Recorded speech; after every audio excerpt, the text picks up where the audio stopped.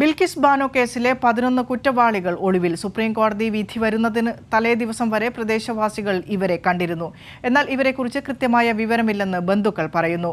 കുറ്റവാളികൾക്ക് ഒളിവിൽ കഴിയാൻ BJP സംഘപരിവാർ സഹായം ലഭിക്കുന്നതായ ആരോപണം ഉയർന്നിട്ടുണ്ട്.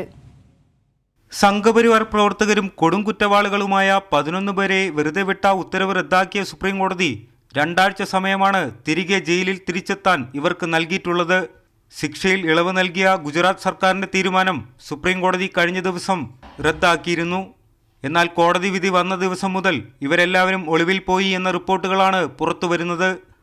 ഗുജറാത്തിലെ റന്ദിക്പൂർ, സിംഗ്വാദ് എന്നീ ഗ്രാമങ്ങളിലാണ് കേസിലെ 11 പേരും താമസിക്കുന്നത്.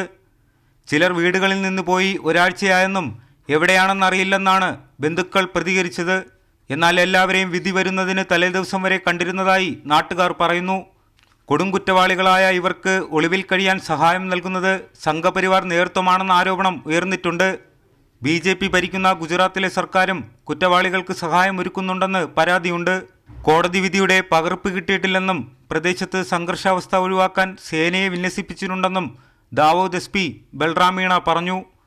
2022 ഗുജറാത്ത് കലാപ സമയത്ത് ബിൽക്കിസ് ബാനുവിന്റെ 7 കുടുംബാംഗങ്ങളെ വധിച്ചിരുന്നു. ഗർഭിണിയായ ബാനുവിന്റെ കൂടെ ഉണ്ടായിരുന്ന പിഞ്ചുകുഞ്ഞിനെയും കൊലപ്പെടുത്തിയ കൊടുങ്കുറ്റവാളികളാണ് ഇപ്പോൾ ഒളിവിലെന്ന ഞെട്ടിക്കുന്ന വാർത്ത പുറത്തുവരുന്നത്. കൈരളി ന്യൂസ്, ദില്ലി.